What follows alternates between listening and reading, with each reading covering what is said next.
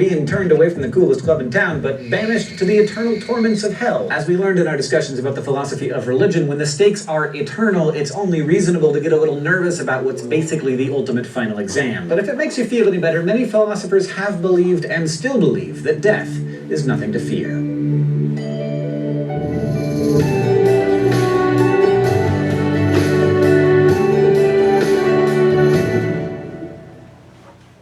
In 399 BCE, Socrates was sentenced to death for, among other things, refusing to acknowledge the official deities of Athens, radicalizing youth, and generally honking off the people in charge. But even when he faced his own imminent death, he remained calm and unafraid. He was a philosopher after all, and fear was no match for his ability to argue. Socrates didn't think we could know if there's an afterlife or not, but he thought there were really only two possibilities. And as far as he was concerned, neither of them was anything to be afraid of. Here's his argument. Either death is a dreamless sleep, or death is a passage to another life. Dreamless sleeps are nice, not scary. Socrates said he could use the rest. And a passage to another life sounds good too, because he'll get to hang out with cool people from the past who have already died. Therefore, either way, death is nothing to fear. Socrates' idea of the afterlife was Hades, which he seems to have pictured as being a lot like Athens, except that no one had any physical bodies, only disembodied minds. And frankly, he thought that sounded awesome, because bodies can be a real pain. They just need to be fed and required rest. There's so much upkeep. So in the afterlife, Socrates imagined he'd get to have endless philosophical conversations and continue learning new things with the greatest thinkers of the past,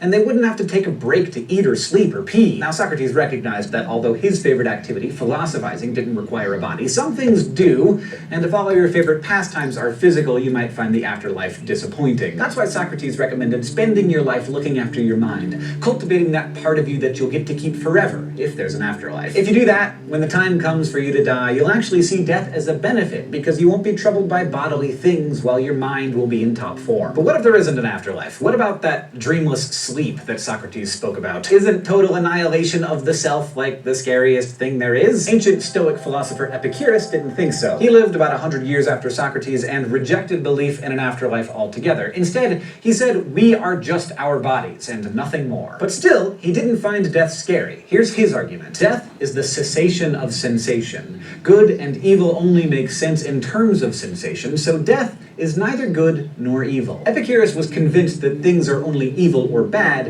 if they feel bad. And he did not mean only physical feelings. Anyone who's ever had a broken heart will tell you that it's a lot more painful and harder to heal than a broken leg. But a broken heart is still a sensation. You need a body to experience. So as a materialist, someone who believed that you equals your body, death just meant non-existence. And there was nothing scary about that because, well, there won't be any you to have feelings about not existing. Epicurus argued that fearing non-existence is not only stupid, but it gets in the way of enjoying life. You are alive and experiencing sensations now. So, he said, make those sensations as great as possible and don't worry about when those sensations are gonna stop. YOLO! To help you understand Epicurus and his attitudes about death a little better, let's head over to the thought bubble for some flash philosophy. Think about a hangover. If you haven't had one, imagine what they might be like. Hangovers aren't bad for you before you get one, right? In fact, the thing that comes before the hangover is often quite pleasant, what with the laughing and feeling uninhibited and working up the courage to talk to that cutie from your calculus class. No, the hangover is only bad while it's happening. And true, it might be bad after it's over, like if it kept you from doing well in the calculus exam the next morning because you were too busy trying not to barf in front of said cutie. But the point is, if something is bad for you, it's generally bad for you at a particular time, the way a hangover is. But Epicurus said that death can't be bad for you at any time, because once it arrives, you're gone. The thing that eventually kills you, yeah, that's gonna be bad for you before your death. But that's not death. When you think about it, you and death are never present at the same time. And if there's no you when death is present, then there is no time in which death is bad for you. Thanks, Thought Bubble. So things like hangovers and Charlie horses and movie spoilers are bad because you're there to experience them. But as far as Epicurus was concerned, life was like a night of drinking before the hangover that is death, which, inevitable as it is, you will never actually experience. Now, the 21st century has its own perspectives on death, and one might be best described as a kind of philosophical FOMO. Contemporary American philosopher Thomas Nagel points out that some people dread death because they'll miss out on things that they want to experience. If you died right now, you'd never get to finish that video video game you're in the middle of, or read the next George R.R. Martin book, or see humans land on Mars. Which would suck, yeah. But think about it like this. Cool stuff was going on way before you were born, and you missed it. I'm gonna make some assumptions about your age here and say that you weren't listening when Orson Welles terrified the nation with the War of the Worlds. You didn't march on Washington. You totally missed Woodstock. So Nagel asks, if you don't feel some sort of deep sense of loss at what you missed before you were even alive, why should you feel loss at what you'll miss after you die? Now, Nagel does point out that if we believe that life is essentially good, then there is something to mourn when a life is cut short. Since humans can live on average for about 80 years, someone dying at the age of 20 is a tragedy because that person missed out on 60 possible years of good times. But we should pause here to talk about what you really value about life, because that will also have an impact on what you think about death in general, or about the death of a particular person. If you say that life is just always inherently good, then you're said to place a high value on the sanctity of life. It doesn't matter what the content of that life looks like, or what the person is like. The fact that they're alive is just good. So losing it would not be good. But if you think the quality of life is what's important, then you're going to want to distinguish between lives that are full of good experiences and those that aren't. If you value quality of life, you don't think that there's something inherently valuable about merely being alive. So in these terms, some deaths might actually be positive or valuable, like if they bring about an end to a terrible, painful existence. Now, of course, it might make sense to be afraid of dying itself, because the process of dying can be painful and drawn out and involves saying a lot of difficult goodbyes. So maybe Socrates and Epicurus have convinced you that fearing your own death is absurd. Well, then what about the death of others? Is it equally silly to fear the death of people you love? Probably so, say some philosophers, because what you're fearing isn't actually death. What you're afraid of is being left behind, alone, when a loved one dies. And this is a good place to hear from ancient Chinese Taoist philosopher Zhuangzi. He lived about the same time as Epicurus and believed that there's no reason to fear the death of your loved ones. He asked, why would you fear the inevitable? We know that death is going to happen to everyone, and we also know that it's a part of the life cycle, and we don't see any other part of that cycle as being bad. Wouldn't it be silly, he said, if we mourned the loss of our babies when they became toddlers, or our children when they became teens? We celebrate every other life milestone with birthday parties, bar mitzvahs, and graduations to mark the passage of time and the changes that have come. Sure, your parents might shed some tears when they packed you off to college, but they also knew that that day was going to come when you would move away from them and onto your own life. So death, according to Zhuangzi, is just one more change. Why treat it differently? Instead, he said, you should celebrate the death of a loved one just as you celebrated every other life change they experienced. You should think of their death as a going away party for a grand journey. In his view, mourning can actually seem selfish. When it's time for the people you love to move on, Zhuangzi said, the last thing you should do is hold them closer. Today, we talked about death. We considered philosophical responses from Socrates, Epicurus, and Zhuangzi about whether it's logical to fear your own death or the deaths of your loved ones. And we talked about Thomas Nagel, death, and fear of missing out. This episode of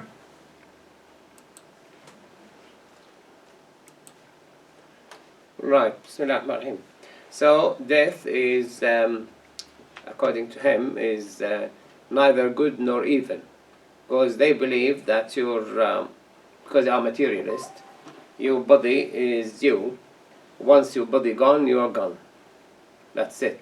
You're not there. And that will definitely clash when we talk about the sexuality. Are you a man or a woman? If you don't have a soul, then you are a body. Then whatever your physical body show, it is you, male or female. Now Allah Azza wa Jal definitely said, you want to experience this? Death it happens every day when you sleep.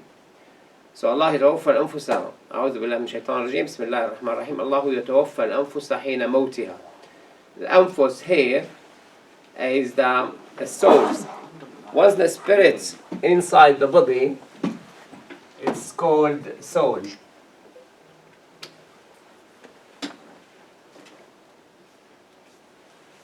Because it's using the body. So the soul is using the body. The spirit come by the angel, ensouled in the body when you are 120 days old in the tummy of your mom, and it stays in the body. It leaves it temporarily when you are asleep. This is what Allah said. When you die, the soul, the spirit leave the body. And if you are not supposed to die, your spirit will leave your body during the sleep. And Allah could keep the spirit from coming back when you are asleep. Many people die in their sleep. And the rest, Allah will send back for a predetermined time. There is a time they need to live, and the body, the soul will come back to the body. So when the death comes to you, the spirit leaves the body. So you have your death is coming, and the person is dead here. Somewhere around this, it become unconscious.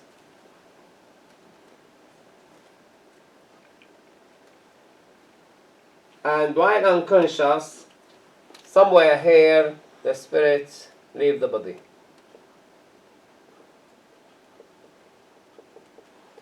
This is what the ayah says. When death comes, your spirit is taken out from the body by the angels. So it could be seconds before death, could be years. We don't know.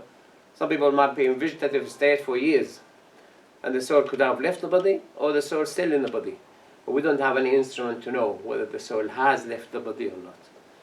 And that's obviously, our Bada working on this. He's trying to create a tool when he spot the spirit going out of the body, which is, the American Christian, they said, oh, the soul left the body because the body lost 18 grams of its weight. It's actually, nobody says, or even the soul has a weight, because it's not matter. So the ayah is quite clear. Once death comes to you, it has to be your, the illness, the death, the illness which causes death. Because people might become ill, lose consciousness, and come back. But if the illness of your death, somewhere around here, the spirit leaves the body. To leave the body instantly if the person gets killed. So there's maut in Islam. There's two terminology. Maut, حتى إذا جاء أحدهم الموت here. Maut. And there is qatl. That's prolonged death.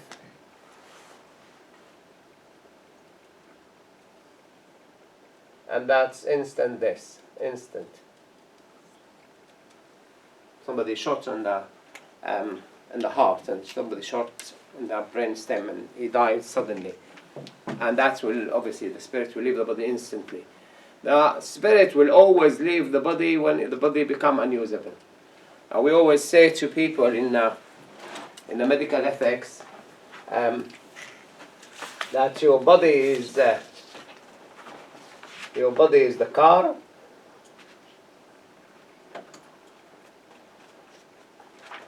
and your spirit is the driver.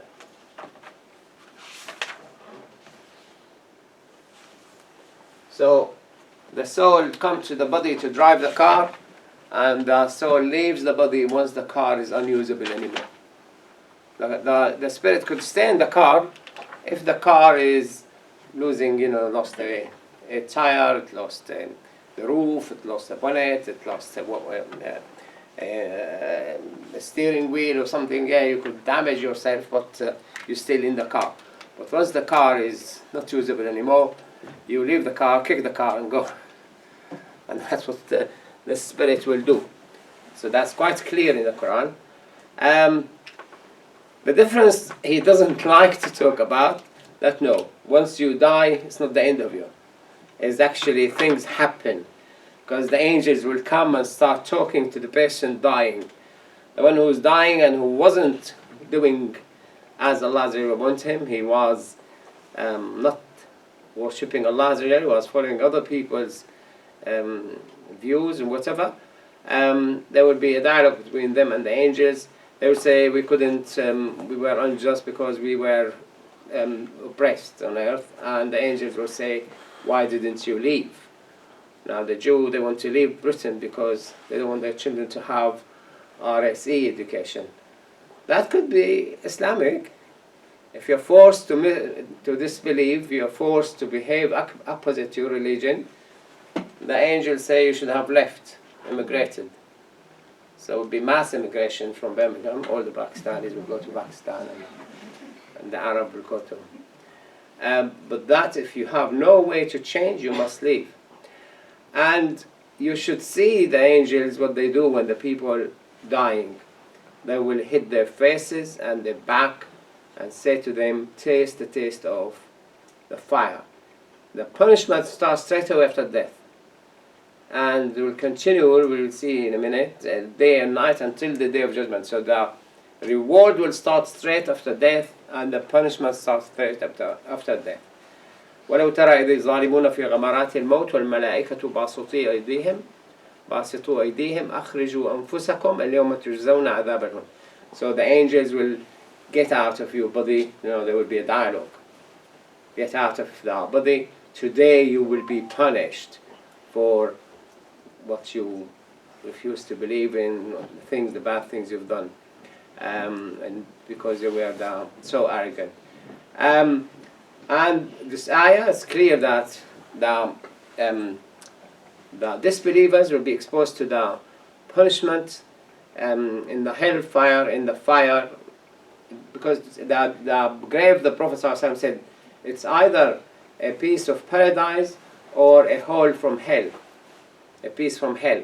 So straight away he'll enter his punishment in the grave, day and night, غدوًا, in the morning and the evening, and then the day of judgment, when the hour takes place, ادخلوا, enter the Pharaoh's family, the severest of the punishment. So there will be a punishment day and night in the grave, and then there will be the main punishment in the hereafter. I was reading today verses of the Quran, and Ibrahim said, I believed in the one who created the heavens and earth. In another part, he said, I will believe the one who I will meet after I die. If you are not worried about who created the heavens and earth, you should be worried about who you're going to meet after you die, when you can't come back. So that is really the worry. And that's what you need to make room for. While those who believed in Allah Azza wa Jal and they were straight, the angels will come down to them. Do not be afraid, do not be sad. Jannah is your destination, as you have been promised, straight away.